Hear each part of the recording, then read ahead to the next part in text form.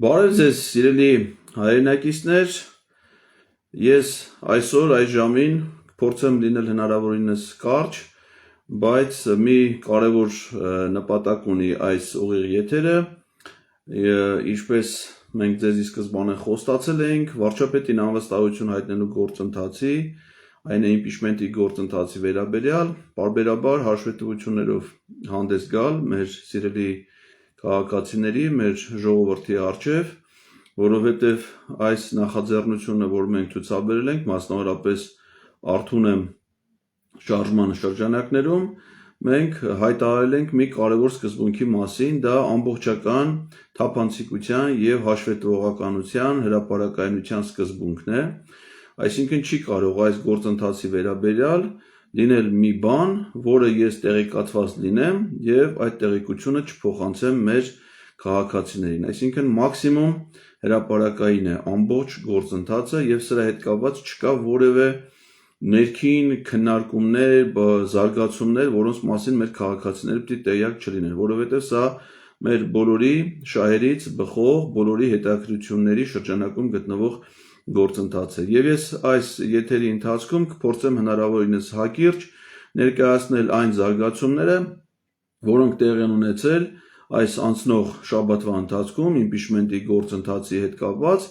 եւ նաեւ ձեզ ներկայացնել այն առաջիկա ծրագրերը, այն քայլերը, այն հնարավոր զարգացումները, որոնք կարող են տեղի ունենալ։ Ինչ իրավիճակում ենք մենք գտնվում, այս գործընթացը մեկնարկել է փաստացի 2025 թվականի ապրիլի 28-ից, երբ որ մենք մեր նամակները պաշտոնապես հանձնեցինք ազգային ժողովի падգամավորներին։ Այդ ժամանակ ինչ իրավիճակ գոյություն ուներ, մի մեծ թվով մարդիկ կային, որոնք որ չէին հավատում այս գործընթացի հիմնավորվածությանը, մտածում էին, որ դա որևէ արդյունք չի տալու, անիմաստ առհասարակ դրանով զբաղվելը, շատերը փորձեցին դա որպես անլուրջ որակել, անհետաքրքիր, անուշադրության փորձեցին մատնել, նույնիսկ սկսեցին վիրավորանքներ հնչեցնել, իմ հասցեին, Նարեկ Մալյանի հասցեին, փորձելով այս ամենը ներկայացնել անլրջության քողի տակ, որպեսզի այդ ձևով անցնի գնա եւ որևէ մեկը դրա մասին այլևս չխոսի։ Բայց ինչ տեղի ունեցավ, շատ կարճ ժամանակահատվածում այս գաղափարը ստացավ հանրային մեծ հնչեղություն եւ այսօր վստահ կարող ենք ասել, որ այն ներքաղաքական կյանքի գլխավոր օրակարգային հարցն է։ Այսինքն գոյություն չունի թերևս մեկ առիթ, որ որևէ քաղաքական գործիչ, լինեն ազգային ժողովի падգամավորներ, թե այլ հասարակական քաղաքական գործիչներ, որևէ լրատվամիջոցում գնան հարցազրույցների եւ նրանց այդ հարցը ճուղվի, թե նրանք ինչ վերաբերմունք ունեն, ինչ կարծիք ունեն, ինչ դիրքորոշում ունեն իմպիչմենտի գործընթացի վերաբերյալ։ Դա դարձել է հանրային լուրջ քննարկման առարկա, մի մասը կողմ է, մի մասը դեմ է, բայց բոլորը խոսում են դրա մասին։ Եվ սա նաև ունի մեկ այլ առանձնահատկություն, որ սա վերջին շրջանում ներքաղաքական կյանքի այն բացառիկ օրակարգային հարցերից մեկն է, որի նախաձեռնողը Նիկոլ Փաշինյանը չէ։ Այսինքն, եթե մենք մինչև հիմա հետընթաց մոտենում էինք այն խնդիրներին, որոնց գեներացնողը, որոնց առաջնորդողը, ստեղծողը, թեմաները հասարակական քննարկումների Նիկոլ Փաշինյանն էր, սա ճիշտ հակառակն է։ Ինքը դիտորդ է, ինքը հետևում է այս թեմայի շուրջ զարգացումներին եւ արդյունքում մենք ունենք շատ դրական ընթացք, այն մարդիկ, ովքեր որ արհամարական էին վերաբերվում, չէ դա չռնող բան է եւ այլն այս կարգի վերաբերմունքներ, պարզվեց, որ դա այնպիսի մի օրակարգային հարց է, որ ոչ թե սովորական քաղաքացու դիմում է падգամավորներին, այլ այնպիսի մի հարց, որի վերաբերյալ ազգային ժողովի գոյություն ունեցող 3 խմբակցություններից 2-ը որպես խմբակցություն են դիրքորոշումներ արտահայտել դրա վերաբերյալ եւ արդեն գոյություն ունի ըստ էության այդ գործընթացի նաեւ պաշտոնական մեկնարկ, մասնավորապես 2 падգամավորներ, 3 պարզ դարձավ հայտարարություններից, մասնավորապես Հովիկ Աղազարյանն ու Հակոբ Ասլանյանը արդեն նույնիսկ սկսել են վարչապետին անվստահություն հայտնելու գործընթաց, առաջադրելով Լուսավոր Հայաստան կուսակցության նախագահ Էդմոն Մանուկյանի թեկնածությունը։ Անկեղծ ասած, մենք երբ որ նախաձեռնում էինք դիմել падգամավորներին, լեգիտիմ ակնկալիք ունեինք, որ այս գործընթացի մեկնարկը կտան ընդդիմադիր խմբակցություններում ընդգրկված падգամավորները, այն տրամաբանությամբ, որ նրանք էին խոստացել մեր քաղաքացիներին, որ падգամավոր ընտրվելու դեպքում իրենք ամեն գնով բոլոր հնարավոր ջանքեր, այդ թվում падգամավորական լիազորություններ օգտագործելու են Նիկոլ Փաշինյանի իշխանությունից հեռացնելու համար։ Բայց ի զարմանս մեզ մենք ընդդիմադիր խմբակցություններից ավելի շատ դիմադրություն ենք ստանում այս գործընթացին, այլաբանական շատ ժամանակ անհիմն մեկնաբանություններ, քան գործընթացի մեկնարկ եւ անսպասելիորեն այդ գործընթացի մեկնարկը տալիս է այլ падգամավորներ։ Իհարկե սրա մասին խոսեմ, դա դեռ չի նշանակում, որ այլ նախաձեռնություններ չեն կարող լինել, այլ նախաձեռնություններ, որոնց կարող են միանալ ավելի մեծ թվով падգամավորներ, քան երկու падգամավորներն են, սա դրա մասին դեռ կխոսենք։ Այս անցնող շաբաթվա ընթացքում ես մասնավորապես փորձեցի կիրառել մի հետաքրքիր գործիք, դա ազգային ժողովում քաղաքացիների ընդունելության գործիքն է, ճիշտ ասած ես հատուկ չեմ դա նախաձեռնել, ամեն ամիս ազգային ժողովում, ազգային ժողովի փոխնախագահները եւ համշտական հանձնաժողովները կազմակերպում են քաղաքացիների ընդունելություն։ Նախապես ազգային ժողովի կայքում հայտարարություն են դնում, որ քաղաքացիները ցանկանում են, գրանցում են, գնում, մասնակցում են ընդունելության։ Քանի որ մենք նամակներ ենք ուղղել падգամավորներին եւ մեծամասնությունից падգամավորների որևէ նամակի պատասխան չէինք ստացել, որևէ պատասխան չէինք ստացել, ես որոշեցի այդ գործիքակազմը օգտագործել այս նպատակով եւ նաեւ հանրային տիրույթ բերել բոլոր падգամավորներին լսելու նրանց կարծիքը իմպիչմենտի գործընթացի վերաբերյալ։ Եվ զանգել գրանցվել եմ երկու փոխնախագահների ազգային ժողովի եւ բոլոր հանձնաժողովների մոտ ընդունելության արժանանալու համար։ Ու անցած շաբաթվա ընթացքում եղել են կայացած եւ չկայացած ընդունելություններ, հանդիպումներ, շատ հետաքրքիր ամփոփում է այս մեկ շաբաթվա ամփոփումը։ Կայացած հանդիպումը դա տեղի ունեցել մայիսի 12-ին տարածքային կառավարման եւ տեղական ինքնակառավարման գյուղատնտեսության շրջակա միջավայրի պահպանության հարցերի մշտական հանձնաժողովում ընդունելությանը եկել էր միայն մեկ падգամավոր, Հայաստան խմբակցության падգամավոր Արման Ղազարյանը, որին ես ներկայացրեցի վարչապետին անվստահություն հայտնելու հիմքերը, նա ըստ էության առարկություն չներկայացրեց, այսինքն ընդունեց, որ կառավարությունը իրոք չի կատարում իր գործունեության ծրագիրը, հատկապես իրենց հանձնաժողովի պատասխանատվության ոլորտին վերաբերող հարցերում, բայց հստակ չասաց, որ ինքը պատրաստվում է անվստահության գործընթաց նախաձեռնել, եւ ես խնդրեցի, որ ինքը այդ իմ խնդրանքը, պահանջը, հիմնավորումները ներկայացնի իրենց հանձնաժողովի մյուս բոլոր անդամներին, այսինքն հանձնաժողովի, այլ ոչ թե խմբակցության կամ այլ գործընկերների, որովհետեւ ինքը ընդունելությանը եկել էր իրենց հանձնաժողովի անունից եւ նա խոստացավ, որ առաջիկա հանձնաժողովի նիստում այդ հարցը կբարձրացնի եւ կդառնա այդ հանձնաժողովում քննարկման առարկա։ Մենք մեծ ուշադրությամբ կհետևենք տնտեսական տարածքային կառավարման հարցերի հանձնաժողովի առաջիկա նիստը եւ կտեսնենք պարոն Արման Ղազարյանը ոնց է այդ հարցը բարձրացնում, վստահ եմ, համոզված եմ, չեմ կասկածում, որ նա իր այդ խոստումը կկատարի եւ այդ հարցը կներառվի իր առաջարկությամբ կներառվի իրենց հանձնաժողովի առաջիկա նիստի օրակարգում։ Մյուս կայացած հանդիպումը եղել է մայիսի 15-ին պետաիրավական հարցերի մշտական հանձնաժողովի հետ։ Հանձնաժողովի կողմից եկել էր միայն մեկ падգամավոր, որևէ խմբակցությունում չընդգրկված Հայաստան խմբակցության կազմից դուրս եկած падգամավոր Գեգամ Նազարյանը։ Գեգամ Նազարյանը ըստ էության խուսափեց մեր հարցերին պատասխանելուց, ավելին ասաց, որ ինքը նույնիսկ խոստովանեց, որ տեղյակ չի կառավարության գործունեության ծրագրին, ծանոթ չի այդ ծրագրի բովանդակությանը, որ ինքը իր պատգամավորական պարտականությունների կատարման հարցում թերանում է, ինքը կառավարության գործունեության նկատմամբ վերահսկողություն չի իրականացնում, նման ինչ-որ տարօրինակ նաև խոստովանություններ կատարեց եւ որևէ հանձնառություն չունեցավ, չստանձնեց, որպեսզի այդ իմ ներկայացրած հիմնավորումները ներկայացնի պետաիրավական հարցերի հանձնաժողովի մյուս անդամներին, բայց ես խնդրել եմ, որ դա իրականացնի եւ հուսով եմ, որ ինքը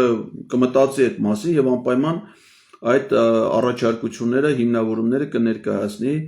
պետաիրավական հարցերի հանձնաժողովին։ Ուրեմն ավելի շատ են եղել չկայացած հանդիպումները, մենք ակտիվում ունենք 4 չկայացած հանդիպում, որոնցից երկուսը ազգային ժողովի փոխնախագահներ, սկզբում Ռուբեն Ռուբինյանի, երեք նաև Հակոբ Արշակյանի հետ նախատեսված հանդիպումներն էին։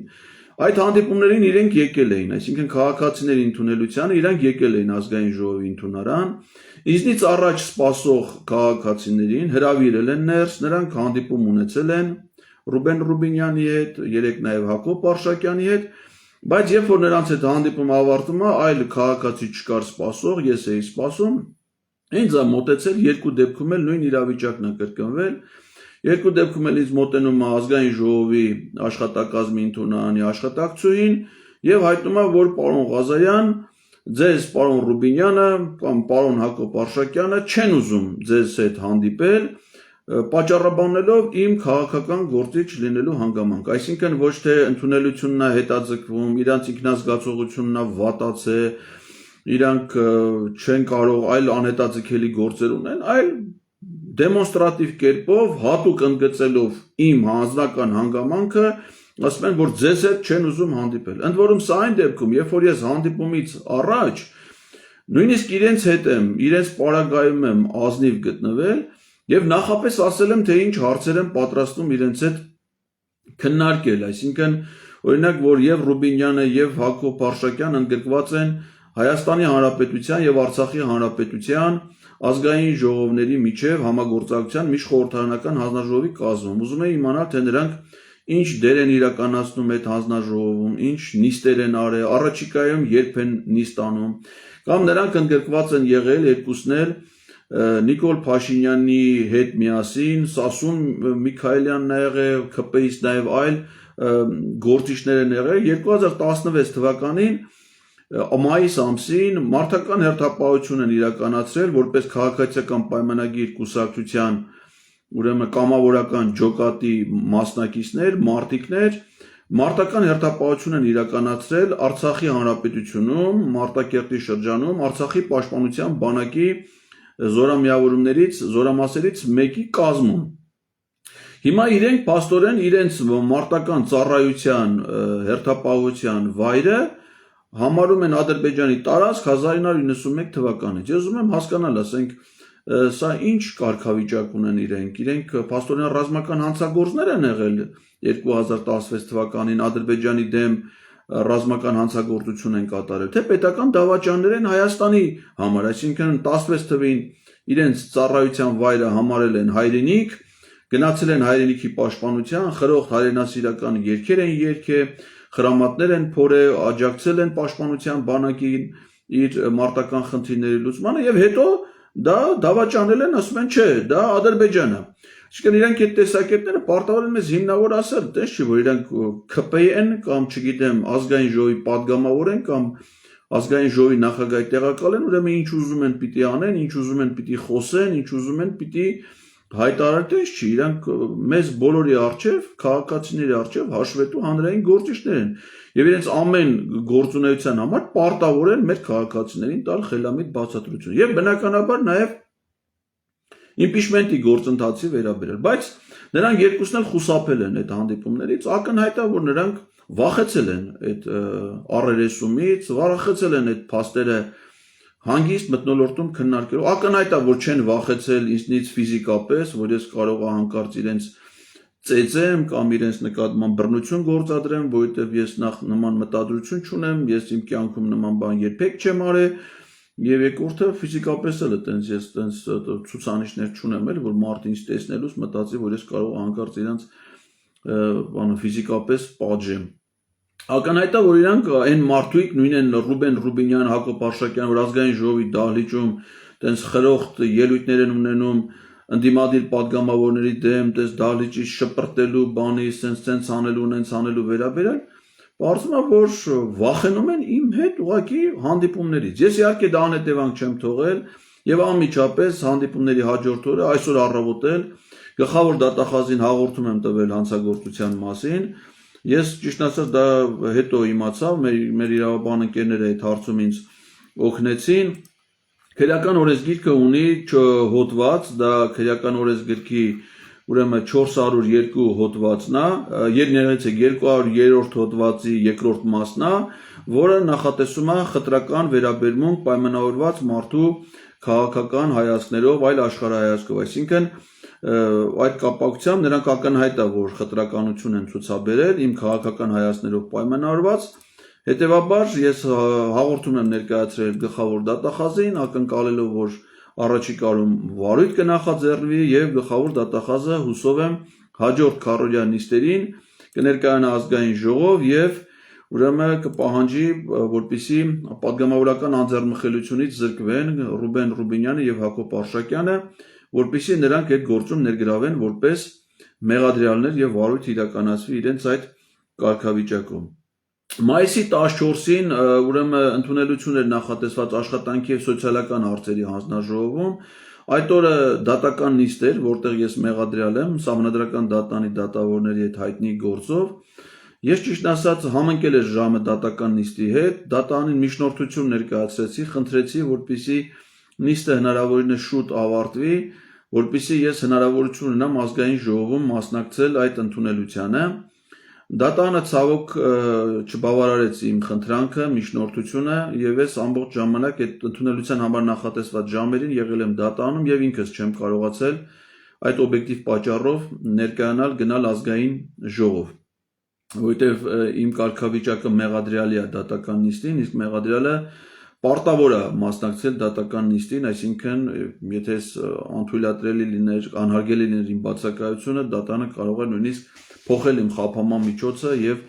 ավելի խիստ խափանման միջոց կիրառել, հետեւաբար ես բնականաբար ստիպված ենթարկվել եմ դատանի որոշման պահանջներին։ Իսկ հետաքրիր ա եղել մայիսի 16-ին, այդ օրն էլ առավոտյան նախատեսված էր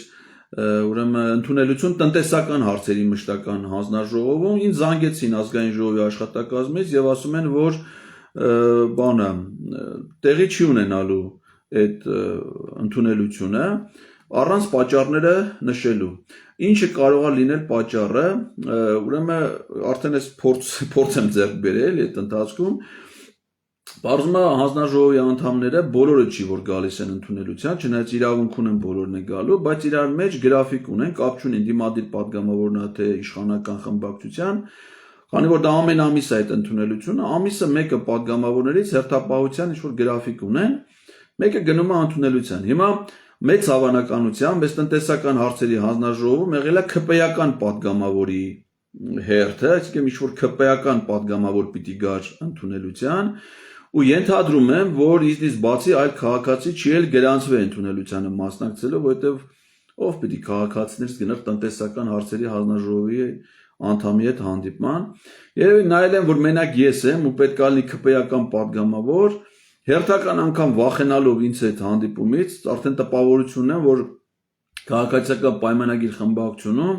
ներքին հանձնարարություն կա, որ խուսափեն ինձ հետ որևէ տեսակի հանդիպումներից վախենում են սրանք ինձ հետ առերեսվելուց, ինձ հետ հարցեր քննարկելուց, ու ասեն այդ հարցը հետաձգվում է։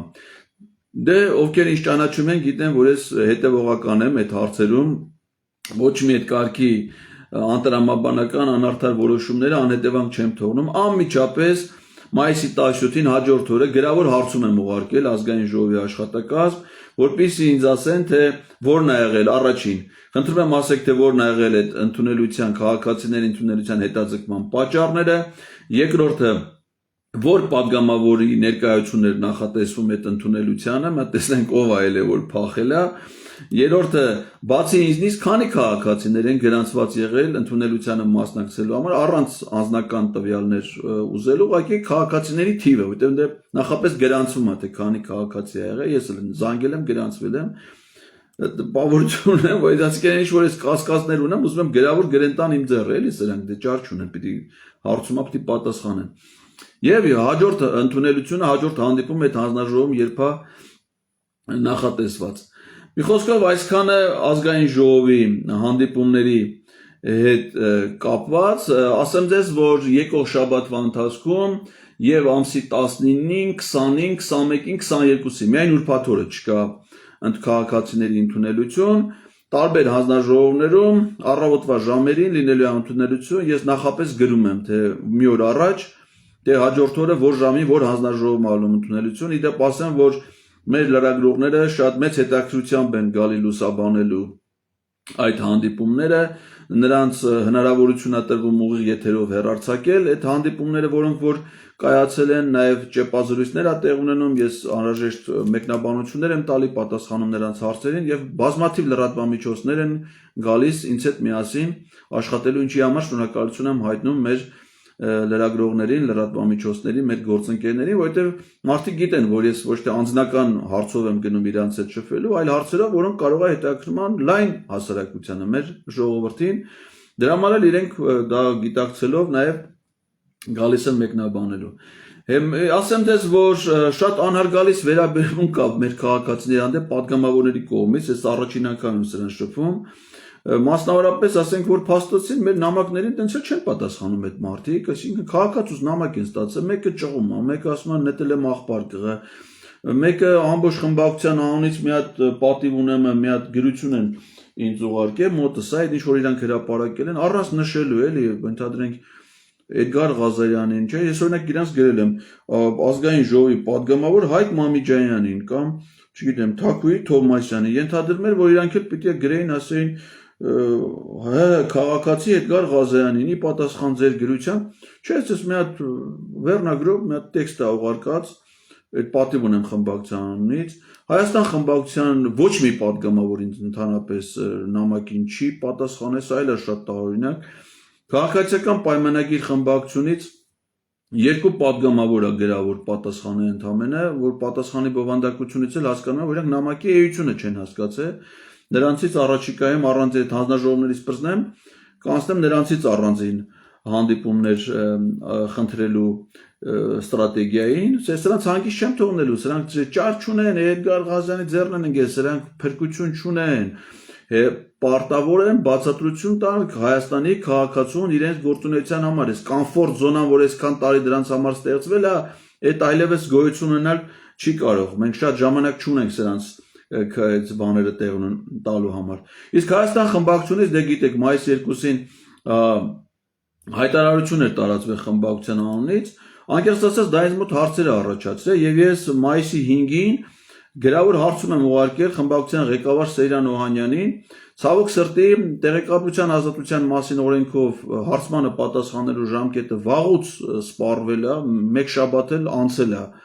նույնիսկ, բայց պարոն Օհանյանը չի պատասխանել իմ հարցմանը, այսինքն խախտել է տեղեկատվության ազատության մասին օրենքը, սա էլ արհամարհական վերաբերմունքի մի դրսևորում է, չգիտեմ ինչի է այդպեսի վերաբերմունք, անկեղծ ասած չեմ կարող հասկանալ, բայց Սեյրան Մուշեղիչի հանդեպ իմ հարգանքից ելնելով, նաև Հայաստան խմբակցության մյուս բոլոր падգամավորների, ես չեմ պատրաստվում այս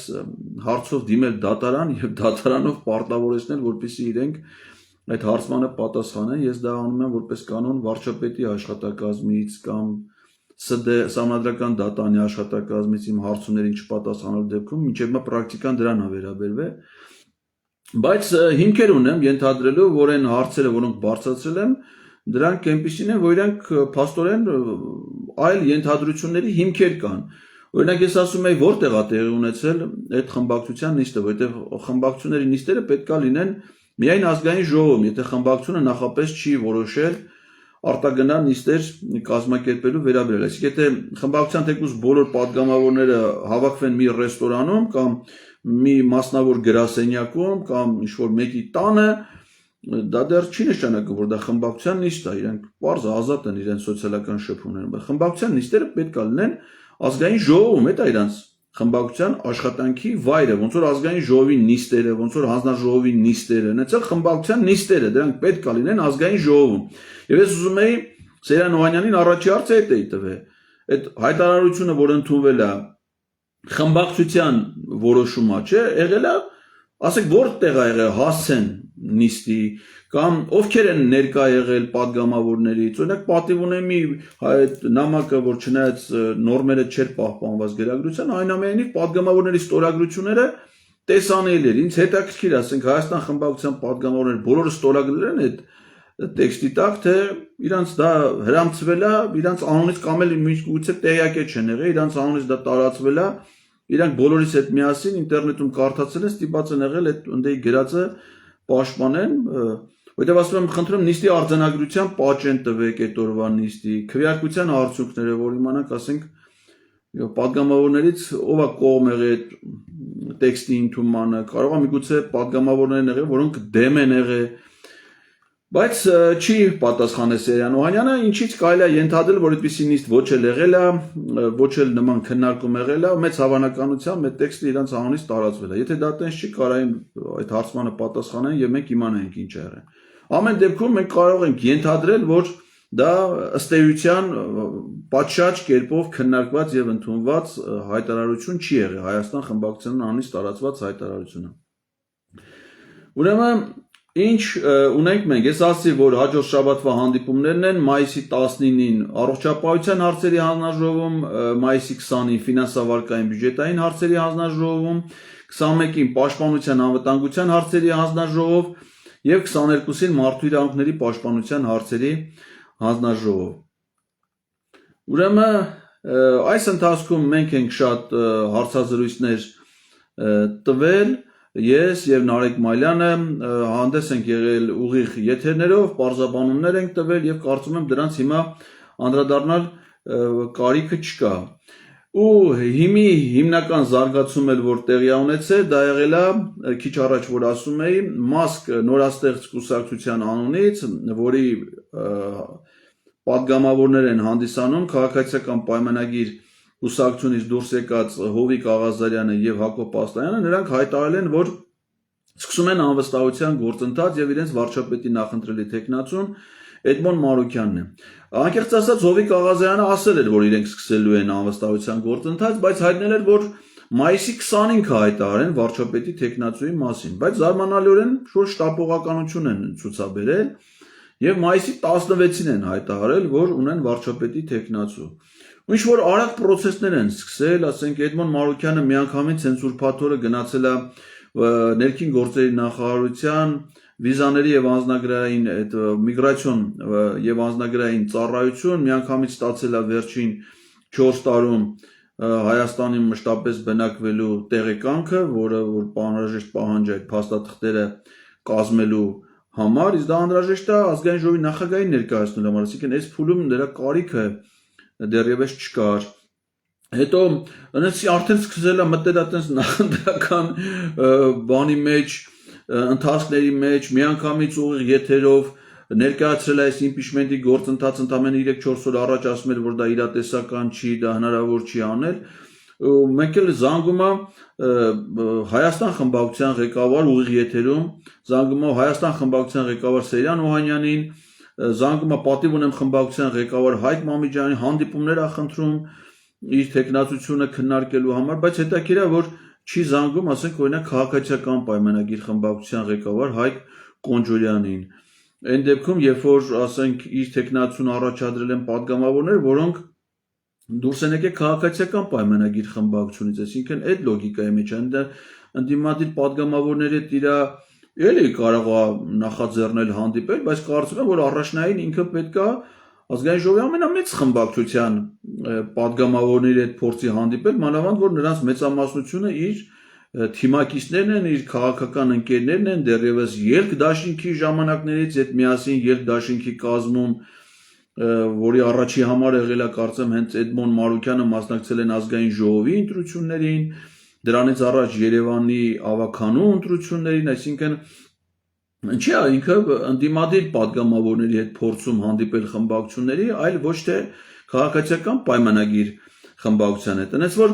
այս գործընթացը անկեղծ ասած իր մեջ այս պահի դրությամբ իմ տպավորությամբ որոշակի ռիսկեր է պարունակում, չնայած դա ամբողջությամբ տեղավորվում է մեր նախաձեռնության գաղափարախոսության մեջ, այսինքն մենք դիմել ենք պատգամավորներին, ասում ենք կառավարությունը ծրագիրը չի կատարում, խնդրում ենք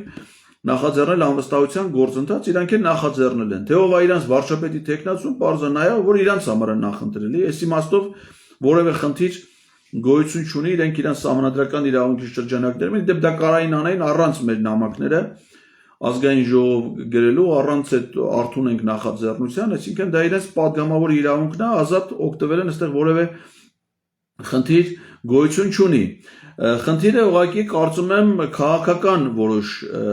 գործընթացների մեջ է, այն իմաստով, որ նախ Էդմոն Մարուկյանի կերպարը քաղաքականապես կարծում եմ ինձ համար ամենայն դեպս չափազանց խոցելի է, որովհետև ինքը Նիկոլ Փաշինյանի թիմակիցն է, նոր քիչ առաջ ասեցի, որ միասին դեռ 16 թվականին, 17 թվականի ընտրություններին երբ դաշինք են ստեղծել, ինքը Հոպլոն եւ Նիկոլ Փաշինյանը իրենց կուսակցություններով մասնակցել են Երևանի ավագանու ընտրություններին, ազգային ժողովի ընտրություններին։ Նիկոլ Փաշինյանը եղել է ելք խմբակցության ղեկավարը, որի կազմում պատգամավոր է եղել Էդմոն Մարուկյանը։ 18 թվականի ադրբեջանա-թուրքական հեղափոխությունից հետո Լուսավոր Հայաստան կուսակցությունը դաշինք է կազմել Նիկոլ Փաշինյանի հետ, նրա ներկայացուցիչները կառավարությունում պաշտոններ են զբաղեցրել Նիկոլ Փաշինյանի գլխավորած կառավարության կազմում 18 թվականին նա Լուսավոր Հայաստան կուսակցությունը ընտրվել է ազգային ժողովում, մեծ խմբակցություն են ունեցել եւ կեղծ ընդդիմադրի ֆունկցիա են կատարել 21 թվականին միասին տապալել են Հայաստանում իշխանությունը համագործակցության գնալով Նիկոլ Փաշինյանի հետ, գնալով արտահերթ ընտրությունների, ինչի կարիք չկար, այսինքն Էդմոն Մարուկյանի գլխավորած Լուսավոր Հայաստան կուսակցությունը 21 թվականին ոչ թե պիտի տապալեին ընտրված ազգային ժողով, այլ այդ ժամանակ անվստահություն հայտնեին վարչապետ Նիկոլ Փաշինյանից իրենց խմբակցությամբ, ինչը որ չեն արել։ Դրանից հետո 20 թվականի պատերազմից հետո Էդմոն Մարուկյանը նորից համաձայնել է դառնալ հատուկ հանձնարարությունների գծով դեսպան Նիկոլ Փաշինյանի կառավարությունում, որում զբաղվելով Լեռնային Ղարաբաղի խնդրով եղել է Արադ Միրզոյանի գլխավորած պատվիրակության կազմում, Վաշինգտոնում մասնակցել է Ադրբեջանի հետ բանակցություններին, փորձել է այդ հակարի կամրջով մարդասիրական բեռ հասցնել Արցախ այդ դիվանագիտական կորպուսի հետ աշխատանքը շատ ակտիվ ձևով անում էր Էդմոն Մարուկյանը, հետո էլ ոչ թե ինքն է վայր հրաժարական ներկայացրել քաղաքական, գաղափարական տարակարծություններ ունենալով Փաշինյանի հետ, այլ Նիկոլ Փաշինյանը հայտարարեց, որ ինքն է հեռացրել Էդմոն Մարուկյանին զբաղեցրած պաշտոնից եւ դրանից հետո հիմա հանդես է գալի ինչ-որ անհասկանալի ոչ էլ անդիմադիր, ոչ էլ իշխանական դիրքերից, այսինքն նրա քաղաքական կերպարը շատ տարօրինակ է Նիկոլ Փաշինյանին անվստահություն հայտնելու գործընթացում նրա այդ վարչապետի տեխնացուի կարգավիճակ ունենալու իմաստով։ Շատ կասկա դեռևս վստահություն չկա նախաձեռնության հեղինակների Հովիկ Աղազյանի եւ Հակոբ Ասլյանի քաղաքական դիրքորոշումների համար։ Ճիշտ է, նրանք հեռացվել են քաղաքացիական պայմանագիր եւ խմբակցությունից եւ կուսակցությունից, բայց դա էլ իրենց կամքով չի։ Կուսակցությունը եւ խմբակցությունը իրենք են որոշում կայացրել Հովիկ Աղազյանին, հետո էլ Հակոբ Ասլյանին հեռացնելու համար։ Եվ ճիշտ է, պատճառը նրանց որոշակի սկզբունքայնությունն է եղել չի ենթարկվել Նիկոլ Փաշինյանի կամ խմբակցության հանիրավի որոշումներին, քմահաճություններին, այդ իմաստով իհարկե գնահատելի է նրանց պահվածքը, համենայն դեպս ուսապարկից տարբերվող մարդկային կերպարին, պատգամավորին բնորոշ վարք են դրսևորել, որ սկզբունքայնության էլեմենտներ են ցույց տվել, բայց նրանց դուրս գալու պատճառը քաղաքական չի, այսինքն նրանք չեն ասել, որ Նիկոլ Փաշինյանը տապալել է, Արցախը հանձնել է Ադրբեջան եւ այլ։ Պատճառը ընդհանրապես այդ ոչխարներն են, ոչխարներ նկատի ունեն բառի բուն իմաստով, այն քրեական գործը, որում ներգրաված է Հովիկ Աղազյանը, որը վերաբերում է մանր եղջերավոր անասուններին, այսինքն ոչխարների ինչ-որ արտահանման, եսիմինչի հետ կապված գործերին, այսինքն անձնական բնույթի ներթիմային հարաբերություններն են պատճառը եւ դժվար է ասել, որ նրանք հիմա այս պահին հանդես են գալիս ռադիկալ ընդդիմադիր քաղաքական ընդդիմախոսի դիրքերից եւ առայժմ այդ նախաձեռնությանը միայն իրենք են միացել։ Չնայած իրենց նախաձեռնությունը, ասեմ ձեզ, բովանդակային իմաստով ամենահիմնավորն է, որովհետև եւ Հակոբ Ասլյանը եւ Հովիկ Աղազյանը պատգամավոր են ընտրվել ՔՊ-ի համամասնական ցուցակով, իսկ կառավարության գործունեության ծրագրի հիմքում ՔՊ-ի նախընտրական խոստումներն են։ Այսինքն մենք որ ասում ենք, որ ՔՊ-ից պիտի պատգամավորներ միանան, այո, պիտի միանան, ինչի, որովհետև Նիկոլ Փաշինյանը առաջին հերթին չի կատարում իրենց խոստումները, նաև իրենց պատգամավորների, որոնցով իրենք ընտրվել են պատգամավոր։ Հետևաբար նախկին գործող ՔՊ-ականների նախաձեռնությունը ամենահիմնավորն է այս գործընթացում, այդ տեսանկյունից ամեն ինչը շատ ճիշտ է, բայց անհանգստանալու տեղ կա, ռիսկեր ունի կոնկրետ Էդմոն Մարուկյանի տեխնացությամբ այդ падգամավորների նախաձեռնած գործընթացը իր մեջ որոշակի ռիսկեր է պարունակում։ Չնայած ասեմ ձեզ եւս մի ռիսկ էլ կա, դա վերաբերվում է Էդմոն Մարուկյանի վերջին ուղիղ եթերով լայվում հայտարարությանը, որովհետև նա ասաց, որ եթե լինի 36 կողմ նախաձեռնությանը միացող падգամավոր, իրենք կսկսեն վարչապետին անվստահություն հայտնելու պաշտոնական գործընթաց, այսինքն թղթերը կհանձնեն ազգային ժողովի նախագահին եւ կսկսեն։ Անկեղծ ասած, սա սխալ մոտեցում է,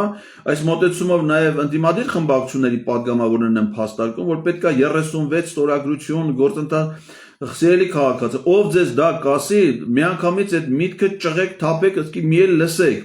որովհետև 36 ստորագրությունը անհրաժեշտ է գործընթացը սկսելու համար, բայց պարտադիր չի, այսինքն դու կարող ես նաև ունենալ ոչ թե 36, այլ 40 ստորագրություն, բայց գործընթացը դեռ չհանձնես ազգային ժողովի նախագահին, որովհետև եթե 40 ստորագրությունով հանձնես, բայց որոշման կայացման համար 54 ձայն է պետք, եթե դու 54 կողմ ձայն չունես, իմաստը ո՞րն է դա տանես հանձնես ձախողվի։ Տեսեք, մարդիկ մեզ ասում են, չէ՞, սա դատապարտված է ձախողման, ոչ, կախված է գործընթացը իրականացնողների խելամտությունից։ Մանավանդ որ քվեարկությունը դա անվանական քվեարկություն, այսինքն մեկը երևալու է, թե որ падգամավորը ոնց է քվեարկում։ Եթե падգամավորը միանում է այդ նախաձեռնությանը, ապա ինչի սպասենք, որ տանենք քվեարկության երևա։ Դա պետք է նախապես առնվազն մի 60 падգամավոր միանա, այսինքն ով որ պիտի միանա, ոչ թե քվեարկությամբ պիտի միանա, այլ նախաձեռնությանը պիտի միանա, որ մենք վստահենք, որ այդ որոշումը կայացվելու է։ Հակառակ դեպքում ավանտյուրան, որը շահասում են հիմա շատերը, հենց դա կլինի, որ տանես դնես չանցնի, բայց մենք խո հիմար չենք, որ տանենք դնենք չանցնի, այսինքն այն этаպում պետք է դա անել, երբ որ վստահ լինես, որ այդ որոշումը կայացվելու է, այսինքն առնվազն 60 падգամավոր պիտի դրա տակ ստորագրություն դնի, պետք է աշխատանքը շարունակել, անգամ 36 ստորագրության արկայության դեպքում պետք է դեռ չհանձնել ազգային ժողովի նախագահին։ Բայց Էդմոն Մարուկյանի հայտարարությունները, որ եթե ինքը 36 ստորագրություն իր տեխնացիան օգտին լինի, ապա ինքը միանգամից դա կհանձնեն ազգային ժողովի նախագահին եւ կսկսեն գործածը կտանեն ձախողման։ Դրա համար ես հորդորում եմ մեր ընդդիմադիր խմբակցությունների Հայաստան պատիվ ունեմ խմբակցությունների падգամավորներին, եթե առաջիկայում հանդիպեն Էդմոն Մարուկյանի կամ նախաձեռնության հեղինակների հետ, զգուշավորություն ցուցաբերեն նրա տեխնացիության օգտին իրենց ձայները տալուն եւ իմ անկեղծ ասած ակնկալիքն է, որ նրանք ավելի շուտ սկսեն իրենց սեփական նախաձեռնությունները, Հայաստան խմբակցությունը, պատիվ ունեմ խմբակցության падգամավորները իրենց սեփական նախաձեռնությունը սկսեն, քան առանց որևէ երաշխիքների միանան այս տեխնացությամբ մեկնարկած նախաձեռնությանը։ Ամփոփելով սիրելի հայրենակիցներ, շատ չզբաղեցնեմ ձեզ, մենք ունենք հետևյալ վիճակը, մենք արդեն հաղթահարել ենք այս գործընթացի այն փուլը, երբ որ մարդիկ սկեպտիկ վերաբերմունք ունեն, որ ասում են դա հնարավոր չի, դա չլնող բան է եւ այլն, այդ փուլը անցել ենք, մարդիկ հասկացել են, որ դա շատ լուրջ քաղաքական օրակարգ է, ամբողջ հասարակության խոսույթը ներքաղաքական կյանքի գլխավոր օրակարգային հարցն է։ Մեզ բարեբախտաբար հաջողվեց դա հասցնել լայն հանրությանը եւ այդ առումով նաեւ լրատվամիջոցներն են մեծ օգտակար գործարել եւ բացի այդ գաղափարն է այստեղ ամենակարևորը, կարևոր չի դրա մասին ով է խոսում։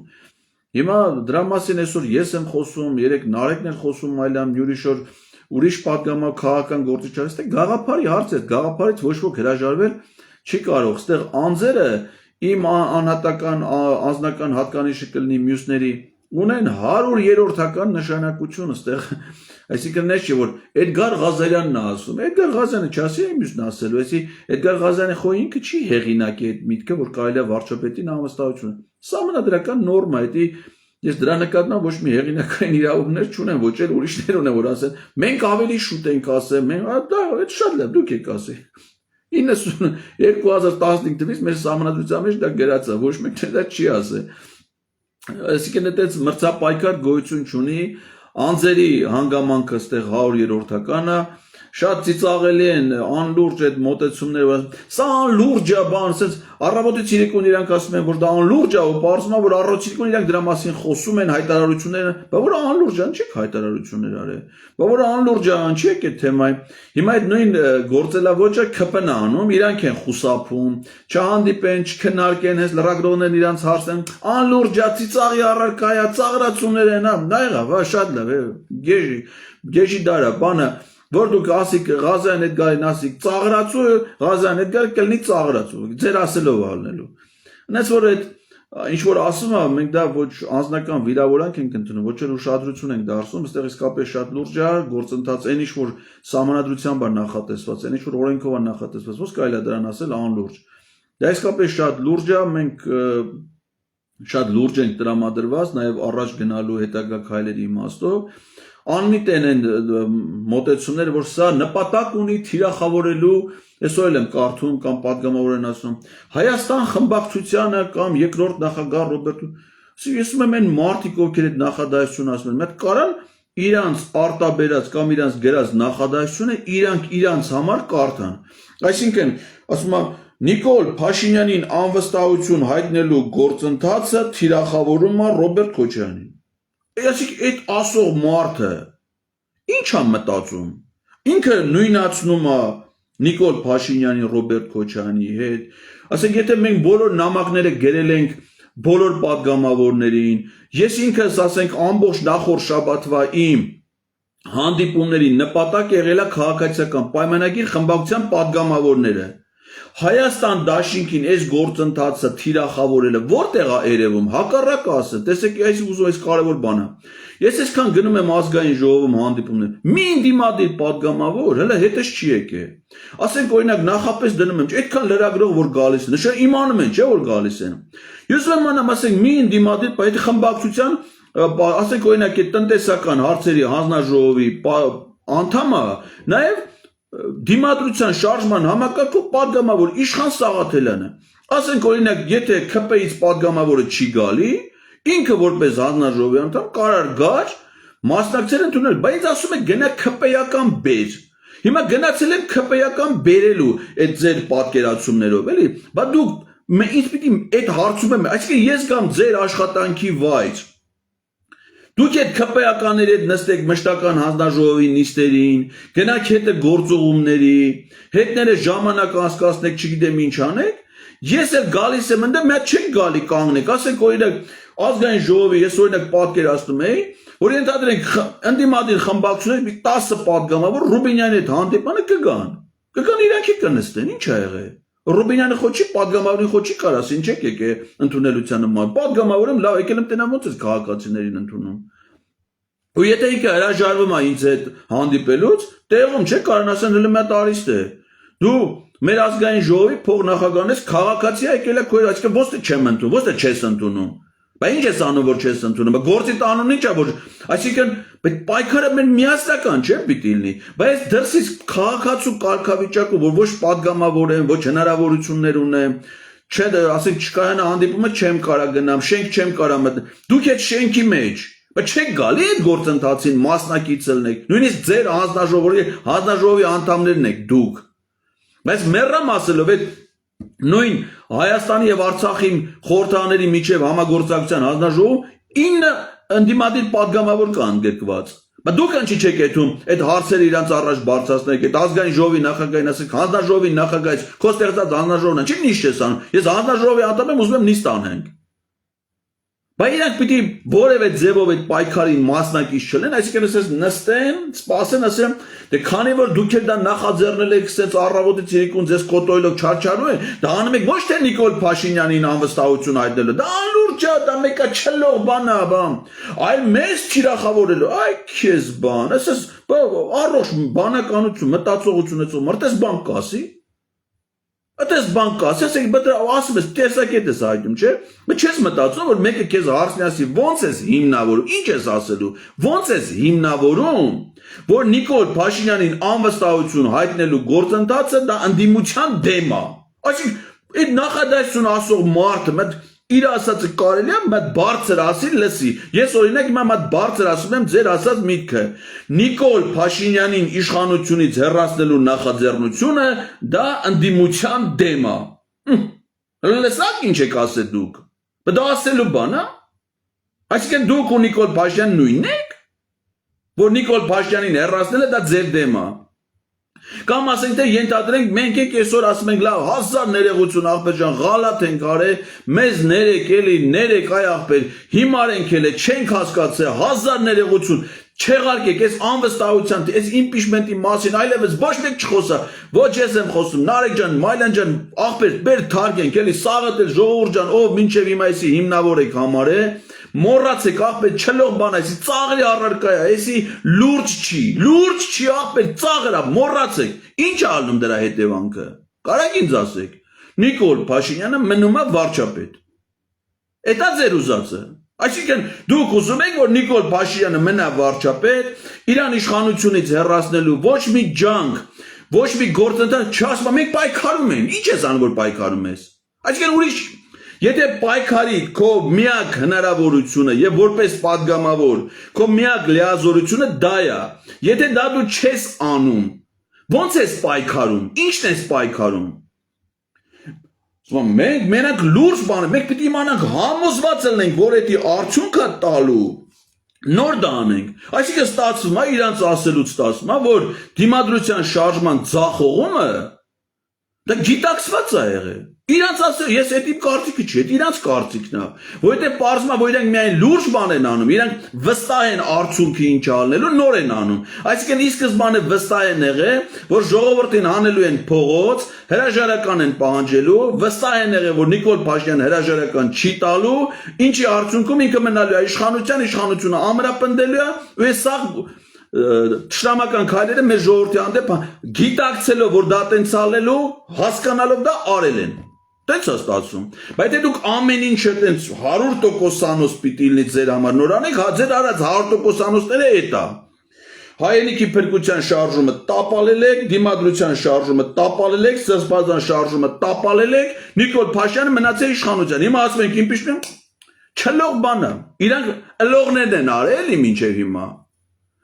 Ուրեմն սա լող է։ Ես կարծում եմ, որ շատ ցավալի է եկել, որ Հովիկ Աղազյանն ու Հակոբ Ասլյանը ընդդիմությունից առաջ են անցել։ Եվ որովհետև դեռ ամսի 28-ի եթե իրանք նամակ էին ստացել, 28-ի իրիկուն արդեն պիտի անվստահության գործընթաց ընդդիմադիր падգամավորները իմ ընկալումներում սկսած լինեին, բայց ոչինչ, դա ուժ չի, ցանկացած պահի դա կարելի է սկսել, եւ եթե Հովիկ Աղազյանն ու Հակոբ Ասլյանը իսկապես իրենց մտադրության մեջ ազնիվ են, այսինքն իրենց նպատակը ոչ թե ինչ-որ իրանց նկատմամբ ուշադրություն հրավիրելն է, իրանց անունները մամուլում քննարկման առարկա դարձնել, այլ վարչապետին անվստահություն հայտնելն է, իրենք էլ պիտի մտածեն, որ կարող են միանալ այլ падգամավորների նախաձեռնության։ Օրենքը արգելք չունի, այս պայն ազգային ժողովում կարա միաժամանակ լինի մի քանի նախաձեռնության մի հեղինակը կարա միանա նաև մյուս նախաձեռնությանը, եւ մենք ակնկալում ենք, ասի այս բոլոր փուլերը արդեն այս անլուրջ լինելու չլողի բանի sense այս փուլերը մենք վաղուց արդեն անցել ենք եւ արդեն մտնում ենք ավելի գործնական փուլ եւ կարծում եմ արդեն մեկնարկած պաշտոնական գործընթացը սա լուրջ մարտահրավեր է ընդդիմադիր падգամավորների համար այսինքն եթե ստացվի որ մեր падգամավորներից միայն Հովիկ Աղազյանն ու Հակոբ Ասլյանն են ուզում որ Նիկոլ Փաշինյանը հեռացվի սա մի քիչ շատ տարածք է օրինակ ես մինչեւ հիմա ասում եի չէ որ Այս պահի դրությամբ Նիկոլ Փաշինյանը վայելում է ազգային ժողովի բոլոր 107 падգամավորների վստահությունը, որովհետև նրանցից ոչ ոք դեռ չի սկսել անվստահություն հայտնելու գործ։ Ես այդ նախադասությունը այլևս ասել չեմ կարող։ Թիվը պիտի փոխվի։ Այսինքն այս պահի դրությամբ ես պիտի ասեմ Նիկոլ Փաշինյանը վայելում է ազգային ժողովի 105 падգամավորների վստահությունը, որովհետև երկու падգամավոր նախաձեռնել են անվստահություն հայտնելու գործընթաց։ Երբ որ կլինեն այլ падգամավորներ, որոնք նույնպես կնախաձեռնեն անվստահություն հայտնելու գործընթաց, այդ թիվը բնականաբար կփոխվի։ Այս պահին դա 105 է, որոնք որ իրենց վստահությունն են հայտնում Նիկոլ Փաշինյանի կառավարությանը։ Հուսով եմ, որ եկող շաբաթվա ընթացքում իրադարձությունները արագ կզարգանան։ Մենք շարունակելու ենք ակտիվ տեմպով աշխատանքը ազգային ժողովում Ես նորից խնդրում եմ լրատվամիջոցների ուշադրությունը, որ գան միասին աշխատենք մեր ժողովրդին ցույց տանք, թե ինչ դիրքորոշում ունեմ պատգամավորեն, այդ պարտավորեն իմ առջև նստած նկատի հաշվեք, թե ես բոլորիդ փոխարեն եմ գնում դա անելու, վստահ եմ ես տենց էլ ես այդ ընկալումով է գնում եմ, որպեսզի ամբողջ ժողովուրդը իր գործը չթողնի այդ երկուշաբթի օրը ենթադրենք ամսի 19-ի ժամը 11-ին ազգային ժողովի ընդունարան, դուք ձեր գործով զբաղվեք, ես ձեր բոլորի փոխարեն կգնամ, նրանցից այդ պահանջները կներկայացնեմ, իրանք պիտի այդ հարցերին պատասխանեն, դուք էլ ուղիղ եթերում լսեք։ Եթե տեսնենք, որ իրենք հերթական անգամ խուսափում են դրանից, մենք կմտածենք, թե ոնց անենք, որ բոլորս միասին մի անգամ գնանք, այդ ժամանակ իրանք հաստատ մեր հարցերի պատասխանը կտան։ Այնպես որ սիրելի հայրենակիցներ, մենք բարձր տրամադրությամբ, նոր լիցքերով, նոր ոգևորությամբ շարունակում ենք այս գործընթացին, այս նախաձեռնության մեր պայքարը եւ առավել քան վստահ եմ, որ սա այն օրինական սահմանադրական ճանապարհն է, որով հնարավոր է Նիկոլ Փաշինյանին հեռացնել իշխանությունից, դրան խանգարում է միայն մեր բոլորի ջանքերի մեկտեղումը, այսինքն այն մարդիկ, ովքեր դա պիտի անեն, ասում են իրանք են հիմա առաջի этаպում դրան դիմադրություն ցույց տալի, ոչինչ։ Աստիճանաբար իրանք էլ իրանց մոտեցումները կվերանային, ու դա նորմալ է։ Պարտադիր չի մարդը մի անգամ կարծիք ասի, ինքն իր կարծիքի ձեռը կրակը։ Մարդը կարա նաև որոշակի փաստարկների, հանգամանքների ազդեցության տակ նաև իր տեսակետը վերանա։ Ես հուսով եմ, որ դա այդպես կլինի եւ մենք եկող շաբաթվա ընթացքում կունենանք վարչապետին անվստահություն հայտնելու նոր գործընթացներ վարչապետի այլ տեխնացուներով։ Այսքանը սիրելի հայրենակիցներ, մենք շաբաթվա ընթացքում էլ ձեզ տեղեկություն կտանք, շաբաթվա վերջին նորից ես ձեզ կներկայացնեմ արդեն հաջորդ շաբաթվա իրադարձությունների ամփոփումը։ Շնորհակալություն ձեզ հաջող հանգստյան օրեր եմ մաղթում, ստեսություն ձեզ։